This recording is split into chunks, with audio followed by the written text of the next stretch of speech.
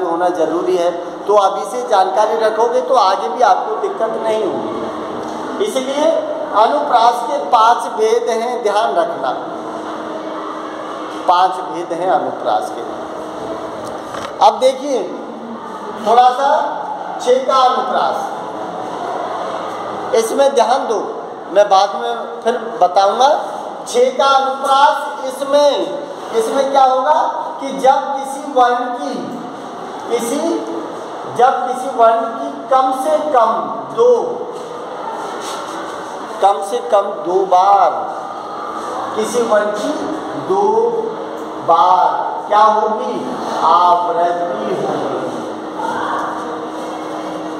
2 बार किसी वर्ण की कम से कम 2 बार आवृत्ति होना जरूरी है छेका अनुप्रास में। 1 बार आवृत्ति होगी, और अगर 3 बार हो गई, 4 बार हो गई, तो फिर छेका नहीं रहेगा, तो फिर वो किस में चले जाएगा? वृत्यानुप्रास में चला जाएगा। इसमें किसी वर्ण की 2 ही बार आवृत्ति होनी है छेका अनुप्रास में, कि जब किसी वर्ण की आवृत्ति 2 बार हो, वहाँ कौन सा होता है? छेका अनुप्रास होता है। तो देखिए अब इसका उदाहरण जो दिया है बताता हूँ। जैसे मोहिनी मूरत सांवली सूरत, सांवली सूरत, नैना बने विशाल, नैना बने विशाल, नैना बने विशाल। तो देखिए मैं से कम से कम 2 बार, अधिक बार नहीं आना चाहिए। अधिक बार आएगा तो वृत्यानुप्रास में चला जाएगा, क्योंकि वृत्यानुप्रास में 2 से अधिक 3, 4, 5, 6 तक आ जाता है। जितनी बार आएगा वो सब किस में जाएगा? फिर ज़्यादा बार अगर आवृत्ति होगी किसी वर्ण की तो वृत्यानुप्रास में चला जाएगा। जैसे मैंने आपको तरनी, तनुजा, तर, तमाल, तर, तो ये पूरे के पूरे किस में चले जाएंगे? वृत्यानुप्रास में चले जाएंगे। तो किसी वर्ण की 2 बार आवृत्ति जब होती है ना, तो वो किस में रहेगा? छेका अनुप्रास में रहेगा। दूसरा उदाहरण है इसका, जिसमें दिया है अति आनंद, अति आनंद मगन महतारी, अति आनंद मगन महतारी, कानन कठिन भयंकर, भयंकर भारी। तो ये क्या हो गई? अति, मैं, कै, भय, 2 बार, 2 बार आवृत्ति जहाँ होती है, 2 से अधिक बार नहीं होनी चाहिए। 2 बार किसी वर्ण की आवृत्ति होगी ना, तो वो छेका अनुप्रास के अंतर्गत आता है, जो कि अनुप्रास का पहला भेद है।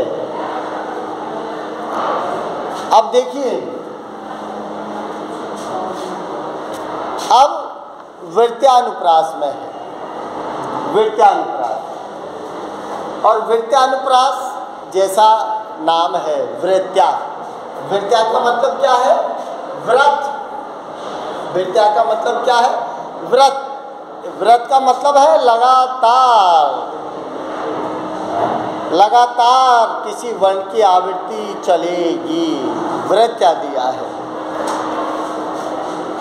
तो वृत्या में क्या है कि वृत्या में क्या है कि कोई भी वर्ण चालू होगा तो वो रुकेगा नहीं। 2, 3, 4, 5, 6, 7, 8, 10 जितनी बार भी होगा वो बराबर चलता जाएगा वृत्यानुप्रास में।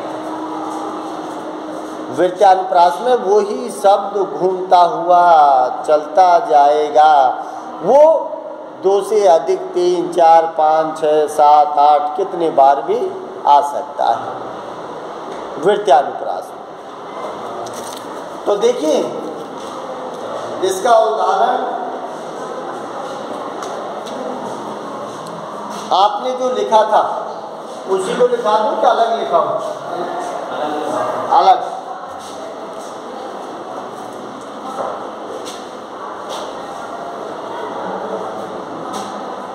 इसमें लिख दो चारु चंद्र की क्या है? चंचल किरणें। चारु चंद्र की चंचल किरणें खेल रही थी, खेल रही थी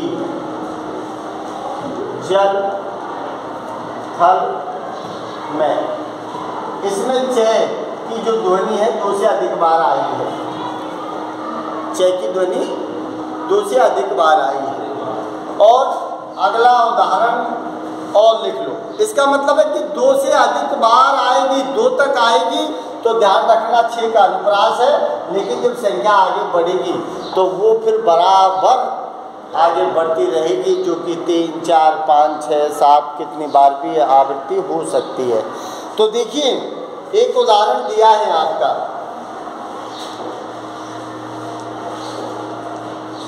पुलिन में क्या दिया है? केलिन। पुलिन में, केलिन में। कुंजन में कछारन, कछारन में।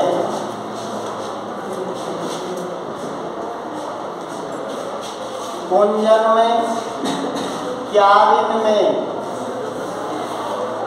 क्यारिन में। कलित, कलित क्या दिया है? कलीन, कलीन क्या दिया है? किलकंत, किलकंत है, किलकंत है।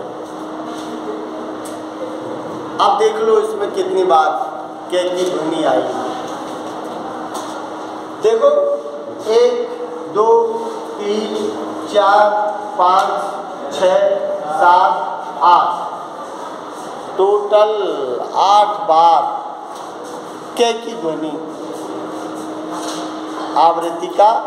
क्योंकि यह आपने पढ़ा हो, ध्यान हो, तो आपके ही है ये, आपके ही पद भाग में है ये।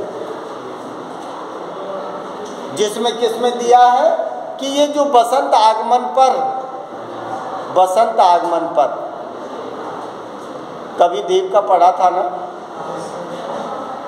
कि क्या दिया है? कूलन में, केलिन में, कछारन में, कुंजन में, क्यारिन में, कलित, कलीन, किलकत है, बगरो बसंत है।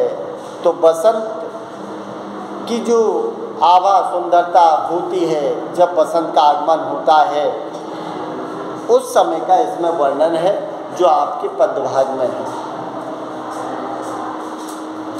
ठीक है, तो इस तरह से जो पहले लिखा था तरनी तमाल, तरनी तनुजा तर तमाल, वो भी इसी का है नहीं क्या?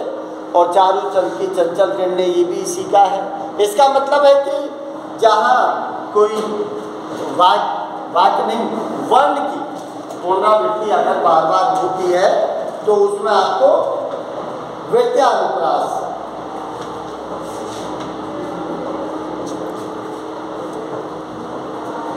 और एक आपने लिखा था उसमें कि कल कल कोमल कुसुम कुंज पर मधु बरसाने वाला कौन, वो भी वृत्यानुप्रास के अंतर्गत आएगा। एक दिया है कि भव्य भाव में भयानक भावना बहना नहीं। और क्या है? भव्य भावों में भयानक, भयानक भावना भरना नहीं। तो भय भय भय भय भय आ गई। इसका मतलब एक से मतलब जहाँ 2 से अधिक बार पुनरावृत्ति होती है तो वहाँ क्या होता है?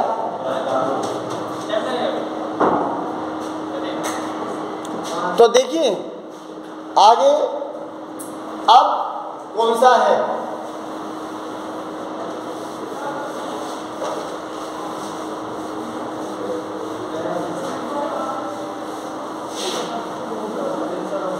अब देखिए श्रुत्यानुप्रास, श्रुत्या का मतलब जानते हो, जिसे अपन कहते हैं, आपने सुना होगा श्रुति, सुना होगा श्रुति। और श्रुति का मतलब क्या होता है? जिसे अपन कहते हैं कान, श्रुति का कान अर्थ है। हाँ, तो श्रुति इसका मतलब श्रुत्यानुप्रास, इसका मतलब है कि जो वाणी अपने कानों को मधुर लगती हो, इस तरह का कथन या चरण में वर्णन किया गया हो कि जिसको सुनकर हमारी कानों को क्या लगे, मधुरता प्राप्त हो, तो वहाँ क्या है? श्रुत्यानुप्रास, जो सुनने में कानों को अच्छा लगे वो श्रुत्यानुप्रास है। अब कानों को सुनने में इसका मतलब कि कोई भी, जैसे रामायण की चौपाई होती है, उनमें लय, गति, यति, तुक, नियम के अनुसार सारे काम होते हैं, तो वो क्या लगती है? वो कानों में चीज़ सुनने में अच्छी लगती है उनमें, क्योंकि मधुरता और मिठास से भरे हुए शब्द होते हैं, तो वहाँ श्रुत्यानुप्रास के अंतर्गत वो चीज़ रखी जाती है।